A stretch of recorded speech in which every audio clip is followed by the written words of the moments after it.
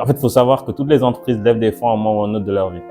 Tu peux avoir certains dilemmes entre le choix qui te paraît le mieux, qui fait le plus sens, qui est le plus sain pour ta boîte, ou le choix, en fait, qui va te permettre d'avoir la plus grosse croissance sur le court terme. Sur le court terme, effectivement, ça crée énormément de valeur. Mais pour une boîte qui a pu faire ça, il y en a beaucoup aussi qui meurent en cours de route. Il faut se dire que le VC, lui, son modèle, c'est de dire, je vais investir dans plusieurs entreprises. Parmi les 10 entreprises dans lesquelles je vais investir, les 9 vont mourir. Il y en a un qui va marcher et cette entreprise qui va marcher va me rembourser les 9 autres. La raison qui pour moi était importante, c'était je peux aller beaucoup plus vite que ce que je ne fais là. Je peux avoir un bien meilleur produit parce que mon produit n'était pas bon, il était bugué. Pas de produit. C'était un POC qui tournait. Donc il me fallait un produit. Le seul piège qu'il faut éviter, c'est de se dire je vais lever un petit montant dans un business qui n'est pas rentable.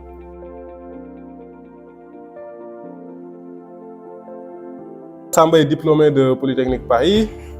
Il a eu un parcours prestigieux en passant par des entreprises de renom comme Goldman Sachs, comme Deloitte ou encore Rothschild, avant de se lancer dans l'entrepreneuriat en tant que cofondateur à Skate à Paris. Il est par la suite rentré au Sénégal où il a lancé Socium et a réalisé une première levée de fonds de 1 million d'euros pour accélérer l'impact de Socium. 2 ans plus tard, la startup lèvera encore 5 millions de dollars afin d'élargir son produit et son expansion à travers l'Afrique francophone. Donc aujourd'hui, Samba Lo est avec nous pour partager sa vision sur un dilemme stratégique clé pour beaucoup de startups, lever ou ne pas lever. Bon, je vais commencer peut-être dans un cadre plus général, parce que, en fait, il faut savoir que toutes les entreprises lèvent des fonds à un moment ou à un autre de leur vie. Ça, c'est le cas d'une entreprise classique. Par exemple, vous allez voir que Orange, l'année dernière, ils ont émis des bons pour lever des fonds. C'était de la dette. Des entreprises même cotées en bourse, ça peut être du Apple, du Facebook, lèvent régulièrement des fonds en equity parce qu'ils ont besoin de cash, parce qu'ils doivent racheter des boîtes, pour faire des acquisitions, etc. Quand on rentre dans les détails sur tout ce qui est levée de fonds, donc comme le dit Serine, c'est un sujet qui impacte toute la boîte, parce que globalement, c'est comme un sportif qui prend des stéroïdes. Si je prends des stéroïdes, je peux pas me dire, vas-y, j'ai pris mes stéroïdes, je vais aller à la salle 2 fois par semaine, etc. Je vais m'entraîner tranquillement. Si je prends des stéroïdes, c'est parce que, franchement, là, je vais m'entraîner avec un certain niveau, avec une certaine intensité et j'attends d'avoir aussi des résultats qui vont avec parce que je prends des risques pour ma santé, je prends des risques pour ma vie, etc. Du coup, il faut que le résultat soit outstanding. Et en fait, c'est pareil pour une startup qui lève des fonds. Quand je lève des fonds, je vais pas lever des fonds en me disant, OK, je prends 5 millions. Du coup, je vais essayer d'avoir une croissance de 20% annuellement. Je vais essayer de grossir de manière sûre. Je vais essayer, etc., etc. En fait, quand je prends ce type d'investissement-là, derrière, ça a une grosse incidence sur la boîte. C'est que globalement, je m'expose à avoir une croissance qui est énorme. Donc, nous, dans notre secteur du logiciel avec Socium, l'investisseur s'attend à faire x3 sur 3 années, sur 3 ans d'affilée.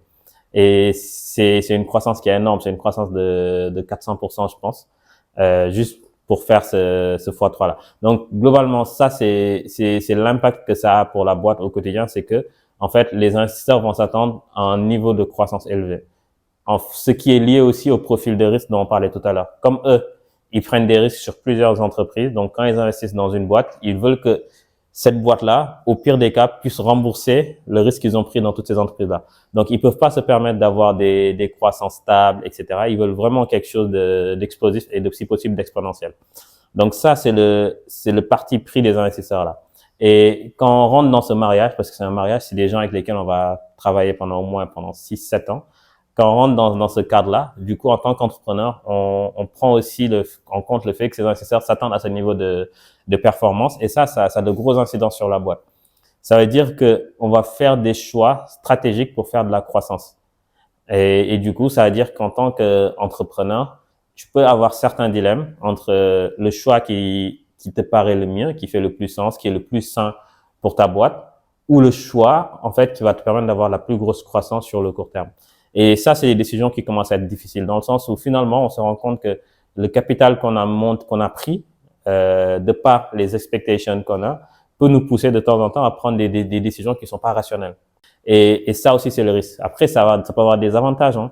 Récemment, il y a une boîte israélienne qui a 3 ans d'existence, qui a été rachetée par Google par 32 milliards, après avoir levé une 50aine de millions de dollars.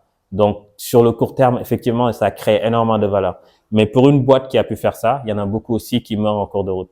Parce que globalement, on a cette contrainte-là qui peut avoir des aspects négatifs. En fait, dans une boîte avec des investisseurs externes qui poussent pour un certain niveau de croissance, ça met naturellement une forme de pression dans le management qui se traduit par une pression dans les équipes, etc. et qui fait que les choses avancent globalement. Donc ça, c'est le point positif. Le point négatif, c'est que des fois, on prend pas tout le temps la même stratégie quand on a de l'argent ou quand on n'en a pas. En fait, on se rend compte que souvent, il y a ce réflexe de dire il faut lever de l'argent pour faire du succès. Parce que, en fait, on nous vend de plus en plus de succès sur le court terme. On va nous parler plus de l'entreprise israélienne qui est passée de 0 à 32 milliards de valorisation rachetée par Google en 3 ans, ou d'une autre entreprise qui est nous dans notre secteur qui s'appelle Deal, qui est passée de 1 million de dollars de revenus à 100 millions de dollars de revenus en 18 mois. On va nous vendre ces histoires-là, mais la réalité, c'est que pour une histoire vendue, il y en a 9 qui passent à la trappe. Et des fois, ces 9, ils passent à la trappe, non pas parce qu'ils n'étaient pas sur le bon segment, non pas parce qu'ils n'avaient pas le business model, mais souvent parce que le rythme qui est demandé n'était pas adéquat par rapport à leur sujet. Et ça, on le voit très, très, très, très souvent. Et ce qui fait que aujourd'hui, il y a un peu ce mood de dire, je lance une boîte, il faut que je lève pour faire ça, ça ou ça. Et la réalité, c'est que on se pose rarement la question de pourquoi on a réellement besoin de lever. Parce que souvent, on se dit, ouais, il y a des entreprises qui vont dire, bah, là, je perds de l'argent, du coup, il faut que je lève, sinon, je vais mourir. Et il y a aucun investisseur qui va investir dans une boîte qui a besoin de son argent pour pas mourir, quoi. Les gens, ils veulent investir pour de la croissance. Donc ça, c'est des choses qui arrivent de manière récurrente. Il y a des entrepreneurs qui vont te dire, bah, j'ai besoin de lever de l'argent pour faire du revenu. Un investisseur, il va se dire, bah, si toi seul, tu veux pas faire du revenu, c'est pas en levant de l'argent que tu vas faire du revenu. En fait, il faut vraiment réfléchir sur les raisons qui motivent une levée de fonds. Parce que la réalité, c'est que le plus tard on le fait, le mieux c'est souvent pour la boîte parce que globalement, ça permet d'avoir des fondamentaux en termes de business qui sont beaucoup plus solides, ça permet d'avoir une croissance qui est beaucoup plus saine et ça permet même en termes de valorisation d'avoir de meilleures valorisations. Et là, on se rend compte aussi que les investisseurs sont des gens qui changent d'avis en fonction du contexte. Moi, quand je me rappelle, quand on commençait nous en 2021, septembre 2021, 2022, la tendance était, fallait faire de la croissance le plus vite possible et de la manière la plus intense possible. En 2025, ils vont dire, en fait, la croissance est bien, mais nous, on veut de l'EBITDA, on veut de la marge, on veut une activité qui est rentable. En fait, la tendance des investisseurs change en fonction du marché. Alors que toi, en tant qu'entrepreneur, ton business, lui, il change pas. Toi, tu as le même business. Tes clients, tu dois les servir, tu dois créer de la valeur pour eux, etc. Et du coup, quand on lève des fonds, souvent, on s'adapte aux tendances qui sont dictées par les investisseurs. En 2021-2022, ceux qui levaient des fonds, on leur demandait de la croissance. Ils ont eu de la croissance, ils sont venus en 2025, regardez ma croissance, on leur a dit, mais il est où ton EBITDA? Et le mec disait, non, mais nous, le deal, c'était de faire de la croissance. Maintenant, il faut faire de l'EBITDA. Et du coup, on se retrouve des fois à des choses qui peuvent être même antinomiques. Parce que quand on veut faire de la croissance, on va faire beaucoup d'investissements. On va accepter aussi d'avoir des coûts qui sont plus élevés et du coup, naturellement, d'avoir un EBITDA qui est moins fort. L'EBITDA, c'est la marge qui revient une fois qu'on a payé les salaires, payé les opérations, etc. Et du coup, ce qui fait que, donc, en tant qu'entrepreneur, souvent, on peut pas forcément se baser sur les tendances des fonds pour définir la stratégie de sa boîte. Parce qu'en fait, une boîte, ça prend du temps. Souvent, les histoires qu'on nous vend, c'est des histoires très court-termistes, mais faire une boîte, ça prend du temps. C'est pas une histoire de 2-3 ans, ça prend vraiment du temps. Alors que les tendances, bah, ils sont cycliques. Là, ils vont changer, ils vont redescendre. Demain, il va y avoir beaucoup de cash dans le marché d'investissement. Les investisseurs vont investir pour de la croissance, etc. Donc, ce qui fait que, en tant qu'entrepreneur, il faut toujours se poser la bonne question de, effectivement, qu'est-ce qui fait que je lève de l'argent rationnellement pour mon entreprise? Par rapport à ce que je veux faire, par rapport à ma stratégie, quelle est la partie la plus relevante pour lever de l'argent? Il faut se dire que le VC, lui, son modèle, c'est de dire, je vais investir dans plusieurs entreprises. Parmi les 10 entreprises dans lesquelles je vais investir, les 9 vont mourir. Il y en a un qui va marcher et cette entreprise qui va marcher va me rembourser les 9 autres. Donc, c'est ça son modèle. Et son modèle, il s'en fout un peu de ta boîte en réalité. Il va te dire, vas-y, fais de la croissance, sachant que pour lui, son worst case scénario, c'est que tu fasses partie des 9 autres. C'est pas méchant, quoi. Alors que pour toi, bah, ta boîte qui meurt, c'est des collaborateurs que tu dois virer, c'est ton rêve entrepreneurial qui tombe à l'eau, c'est des désillusions, c'est un risque que t'as pris sur ta vie personnelle qui s'écroule, etc., etc. Je pense qu'on lève, c'est important de s'assurer d'être aligné avec ses investisseurs sur ce qu'on veut faire dans le best case. Si ça se passe bien, qu'est-ce qu'on veut faire? Si ça se passe mal, qu'est-ce qu'il faut faire? Et c'est quoi le pire, la pire des scénarios? Et d'être aligné dessus et d'être très transparent par rapport où on en est et de aussi savoir que les investisseurs, une fois qu'ils ont mis leur argent dessus, ils sont aussi partie prenante de la stratégie de l'entreprise. Donc, je peux pas juste venir dire, écoutez, guys, bon, là, sur les 5 que vous nous avez donnés, il nous reste 3. Donc là, on va cut les effectifs, on va être rentable et on va run avec les 3. En fait, les investisseurs sont partie prenante de la stratégie de l'entreprise et du coup, ils ont le droit de dire, bah, écoutez, non, je suis pas d'accord, etc. Et souvent, ça passe par des cycles de vote dans le conseil d'administration qui dit, écoutez, bah, on a tous voté, voici où on en est, du coup, voici la stratégie qu'on va appliquer. Donc ça, c'est quelque chose qu'il faut prendre en compte. Et il y a un risque aussi sur le désalignement, ça arrive à plusieurs entrepreneurs qui sont désalignés avec leurs investisseurs de se faire éjecter. Souvent, on n'y pense pas, on se dit genre, c'est ma boîte, j'ai monté ma boîte, tranquille, on était deux associés, on a monté, on a fait grossir, etc., etc. Mais en fait, il faut se rendre compte que la boîte, c'est comme une maison et au fur et à mesure que je grossis, j'ai de plus en plus de colocataires et moi-même, je suis colocataire de la maison. Donc, en tant que personne, je suis actionnaire de la boîte, mais aussi je suis employé de la boîte en tant que dirigeant. Et du coup, ce qui fait que sur ce type de désalignement, il y a plusieurs cas où l'entrepreneur se fait éjecter de sa boîte.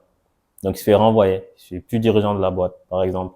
Tu peux être directeur général. Bah, en fait, on a recruté notre directeur général qui te remplace. Parce qu'en réalité, directeur général, c'est un poste. Et toi, bon, t'étais actionnaire de la boîte, c'est cool, mais ton poste de directeur général, il a sauté. Tu n'es plus directeur général de la boîte. On a recruté quelqu'un qui est plus à même de dérouler par rapport à cette stratégie-là. Et ça, c'est un sujet dont on se rend pas forcément compte quand on lève des sous.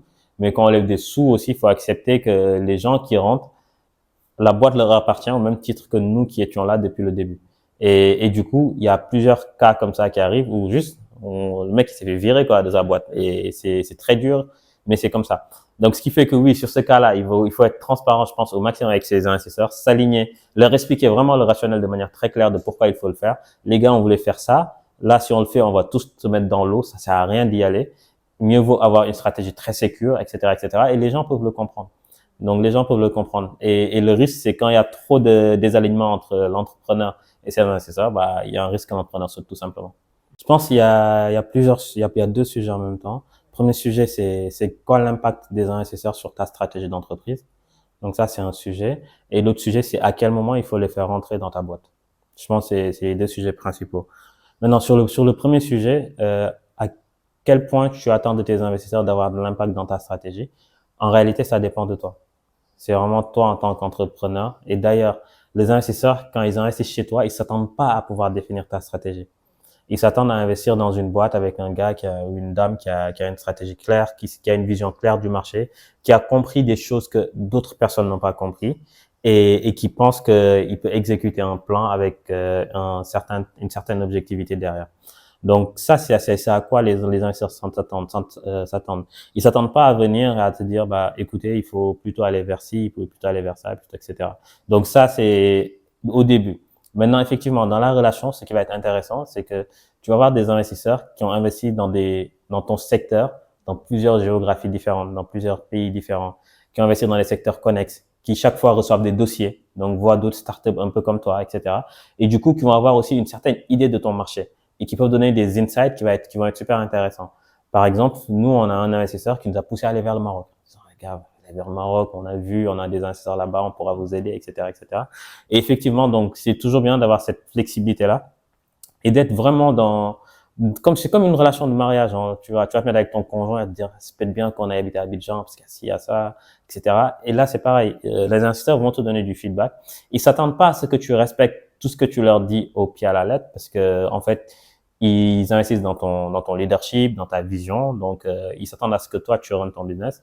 Mais derrière, il faut toujours avoir cette flexibilité-là, d'avoir de l'écoute et de aussi pouvoir trier. Parce qu'ils vont te dire beaucoup de choses, parce qu'ils sont pas dans l'exécution, ils savent pas ce que tu veux au quotidien. Mais dans ces beaucoup de choses-là qu'ils vont te dire, bah, il y a forcément des points qui vont être intéressants pour ta stratégie. Donc, souvent, c'est pas des choses qui vont venir durant la levée ou ils peuvent t'en parler durant la levée, mais c'est vraiment une fois que vous avez finalisé cette partie-là, dans les discussions, c'est des choses qui viennent au fur et à mesure. Donc ça, c'est vraiment, je pense, que c'est ce qu'il y a d'intéressant, hein, parce que, tu sais, genre, quand tu lèves ta boîte et que tu es seul et qu'il y a un seul cerveau où vous êtes deux associés, c'est bien, mais c'est toujours bien d'avoir quelqu'un qui a du contexte externe, qui a vu d'autres choses, qui peut aussi te ramener du feedback. Et de l'autre côté, sur le timing de la levée, c'est vrai que, ouais, quand je dis il faut attendre, le plus tard on peut faire la levée, le mieux c'est surtout parce que les investisseurs, ils investissent sur un asset.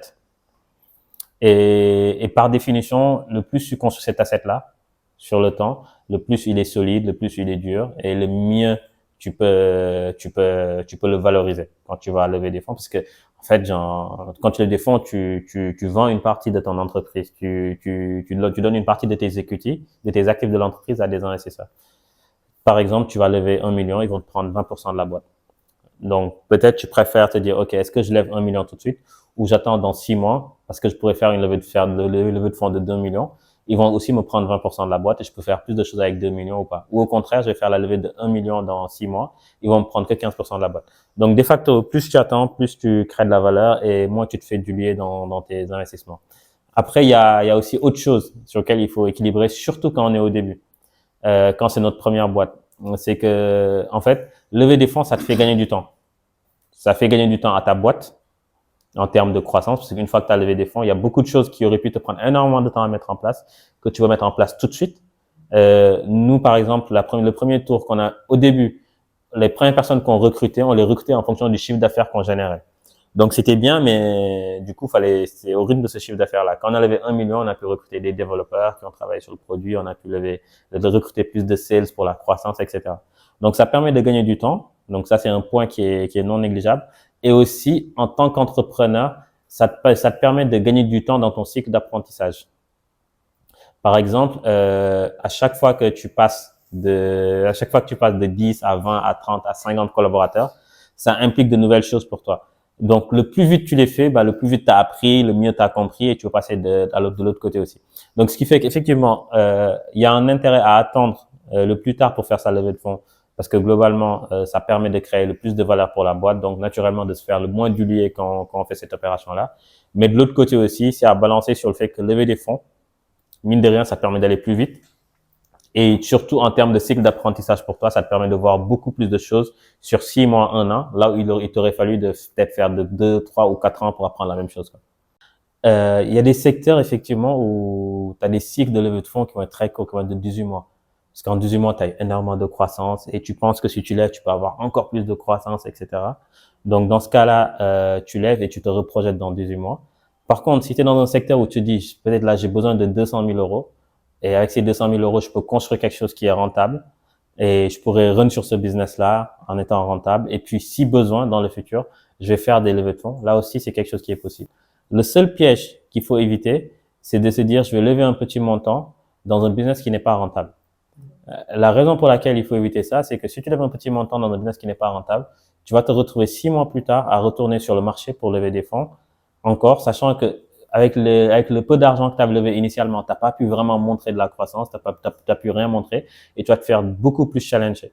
Donc, ce qui fait qu'au début, moi, je me rappelle quand on faisait notre premier levée de fonds, on est allé voir quelqu'un qui s'appelle Tidiane Dem pour demander des conseils. On dit, Tidiane, on veut lever 500 000. Il nous a dit, les gars, vous mettrez la même énergie pour lever 500 000 que pour lever 1 million.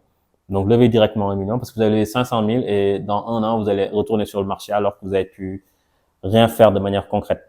Et du coup, ça, c'est le petit point d'attention. Si jamais tu fais un business qui est positif, qui est EBITDA positif, qui est rentable, effectivement, tu peux te permettre de faire de petites levées de fonds et après, derrière, de pouvoir construire quelque chose de manière saine.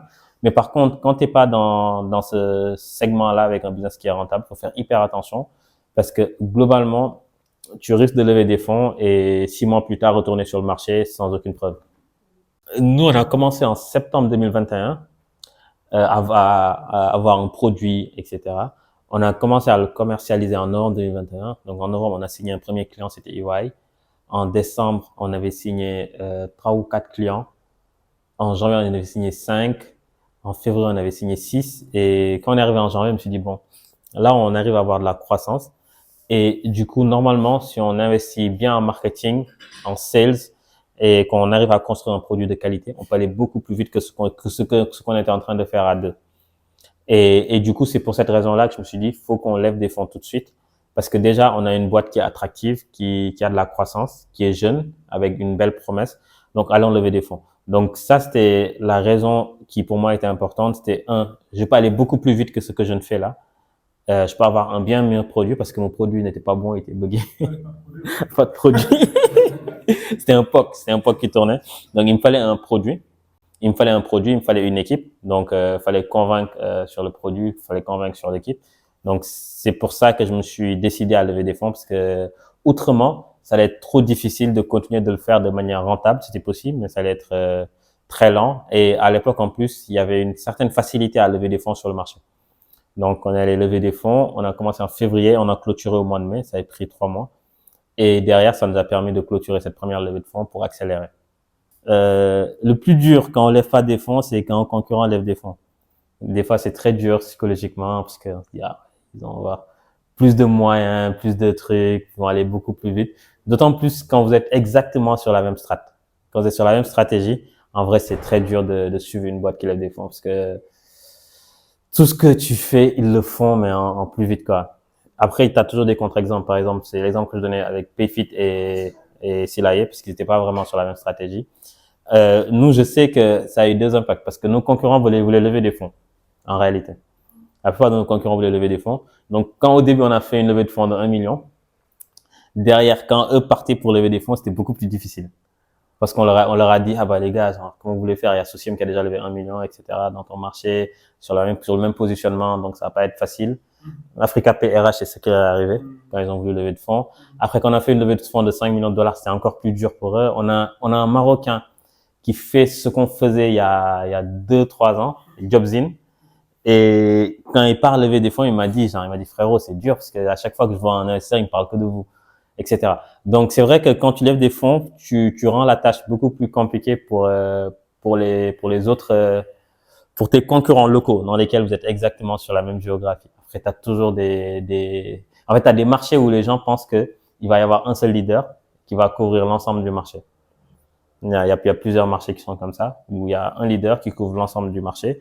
Par exemple, tu sais, genre, quand il y a eu Facebook, au moins, genre, tous les autres, tous les trucs qui étaient un peu sur le même scope, ça saute, etc. Donc, il y a cette conviction-là de certains investisseurs, sur ce secteur-là, il va y avoir un leader qui est unique. Et du coup, si cette entreprise a l'étoffe pour être le leader, je suis pas flemme d'investir dans une autre entreprise qui sera 2e, 3e ou 4e. Donc, ça, c'est une incidence. Et l'autre incidence que ça a, c'est que si c'est toi l'entreprise qui a levé des fonds, en fait, tu as une capacité pour investir beaucoup plus vite que tes concurrents, dans le sens où tu peux faire plus de marketing, tu peux faire plus de branding, te faire connaître plus facilement, tu peux avoir plus de commerciaux, mettre une meilleure tech, etc. pour le faire. Donc ça, c'est ta position en toi, entreprise qui vient de lever des fonds. Mais la réalité, c'est que si c'est ton concurrent qui lève des fonds, et pas toi, en fait, là aussi, tu peux le considérer comme une aubaine aussi. Parce qu'en fait, tu vas avoir quelqu'un qui va évangéliser tout le marché, qui va partir sur tout le marché pour leur dire, regardez les gars, maintenant on fait des logiciels de tel et c'est bien. Et du coup, ça te permet toi de revenir derrière, d'avoir moins besoin de convaincre sur l'intérêt d'avoir ce logiciel-là, parce que l'autre, il l'a déjà fait pour toi, mais plutôt de leur convaincre sur le fait qu'en fait, les gars, bon, j'ai un meilleur produit qui marche mieux, qui vous coûte moins cher. Vous achetez pas de la brand, vous achetez un produit. Tu peux toujours tourner le truc un peu à ton avantage. Ou même, tu peux te concentrer sur des secteurs sur lesquels ton concurrent principal n'est pas. Par exemple, en France, il y avait Uber qui venait d'arriver et il y a une startup qui s'appelle Hitch. En fait, ils sont concentrés sur les jeunes en disant que nous, on fait pareil comme Uber, mais pour les plus jeunes qui ont moins de sous, qui s'en foutent d'avoir une belle voiture ou pas, etc. En fait, tu es obligé tout de même, quand tu es l'acteur le plus petit, toujours de pouvoir t'adapter en fonction de la stratégie du plus gros. Tu veux pas les attaquer en frontal. C'est pas parce qu'ils vont lancer, 2 millions de campagnes en marketing que toi, il te faut absolument lancer 2 millions de campagnes en marketing. Si tu fais ça, en fait, tu vas juste te faire écraser pour rien. Mais par contre, tu peux te placer sur d'autres segments, quoi. Si je dois résumer, globalement, effectivement, il peut y avoir un intérêt et un attrait à lever des fonds. Moi, personnellement, je pense que le plus tard on le fait dans le cycle de sa boîte, le mieux c'est. Et je pense aussi que on a tellement de success stories de boîtes qui le font sans, et qu'aujourd'hui, c'est important aussi, quand on est sur cette étape de décision-là, de vraiment se poser la question du why, du pourquoi on veut le faire, et de voir à quel point c'est quelque chose qui peut être relevant ou pas.